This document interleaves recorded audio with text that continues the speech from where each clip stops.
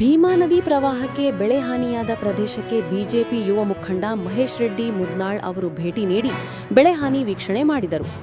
ಯಾದಗಿರಿ ಜಿಲ್ಲೆಯ ವಡಗೇರ ತಾಲೂಕಿನ ಹಾಲಗೇರ ಕುಮನೂರು ಗ್ರಾಮದ ಬೆಳೆ ಹಾನಿ ಪ್ರದೇಶಕ್ಕೆ ಭೇಟಿ ನೀಡಿ ಬೆಳೆ ಹಾನಿ ವೀಕ್ಷಣೆ ಮಾಡಿದರು. ಹಾಲಗೇರ ಗ್ರಾಮದಲ್ಲಿ ಹತ್ತಿ ಹಾಗೂ ಭತ್ತದ ಬೆಳೆ ಹಾನಿ ಪರಿಶೀಲನೆ ಮಾಡಿದರು.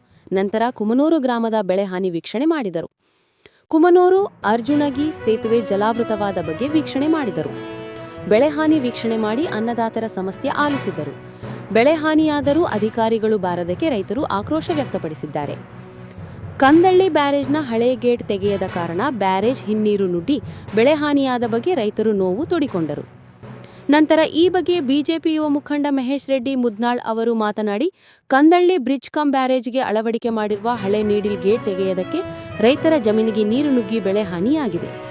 ಹಳೆ ಗೇಟ್ಗಳನ್ನು ತೆಗೆದು ಹೊಸ ಹೈಡ್ರಾಲಿಕ್ ಗೇಟ್ ಅಳವಡಿಕೆ ಮಾಡಬೇಕು. ಸರ್ಕಾರ ರೈತರಿಗೆ ಹೆಚ್ಚಿನ ಪರಿಹಾರ ನೀಡುವಂತೆ ಆಗ್ರಹ ಮಾಡಿದ್ದಾರೆ. ಈಗ ನಾವು ಕುಮ್ನೂರಿಂದ ಅರ್ಜುನಿಗೆ ಹೋಗುವಂಥ ಬ್ರಿಡ್ಜ್ ಹತ್ರ ಇದ್ದೀವಿ. ಈಗ ಕಂದಳ್ಳಿ ಅಲ್ಲಿ ಏನು ಬ್ಯಾರೇಜ್ ಇದೆ ಅಲ್ಲಿ ಹಳೆ ಗೇಟ್ಗಳನ್ನು ರಿಪ್ಲೇಸ್ ಮಾಡಿ ಹೊಸ ಗೇಟ್ಗಳನ್ನು ಹಾಕೋದಿತ್ತು. ಆದರೆ ಅದು ಹಾಕಲಾರ ಸಲುವಾಗಿ ಹಿನ್ನೀರು ಬಂದು ಈಗ ಹಳ್ಳದಲ್ಲಿ ಹೊಳೆ ನೀರು ಬಂದು ಇದು ಸಂಪೂರ್ಣ ಬ್ರಿಡ್ಜ್ ಮುಳುಗಡೆ ಆಗಿದೆ. ಮುಳುಗಡೆ ಆಗೋದ್ರ ಜೊತೆಗೆ ಸುತ್ತಮುತ್ತಲು ಇರೋವಂಥ ಎಲ್ಲ ಗದ್ದೆಗಳಾಯಿತು, ಹತ್ತಿ 90% ಹತ್ತಿ ಇಲ್ಲಿ ಬೆಳೆಗಾರರಿದ್ದಾರೆ, ಅವ್ರಿಗೆಲ್ಲ ಬೆಳೆ ಸಂಪೂರ್ಣ ನಾಶ ಆಗಿದೆ.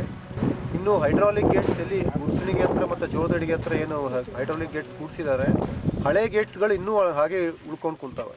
ಹಳೆ ಗೇಟ್ಸ್ ತೆಗಿಲಾರ ಸಲುವಾಗಿ ಅದರ ಲೆವೆಲ್ ಇರುವಂಥ ನೀರು ನಿಂತ್ಕೊಂಡು ಇಷ್ಟೆಲ್ಲ ಅನಾಹುತ ಆಗ್ತಾ ಇದೆ. ಅದಕ್ಕೆ ಆದಷ್ಟು ಜಲ್ದಿ ಫಸ್ಟ್ ಹಳೆ ಹೈಡ್ರಾಲಿಕ್ ಗೇಟ್ಸ್ ಎಲ್ಲೆಲ್ಲಿದೆ ಹಳೆ ಗೇಟ್ಸ್ಗಳನ್ನು ತೆಗಿಬೇಕು.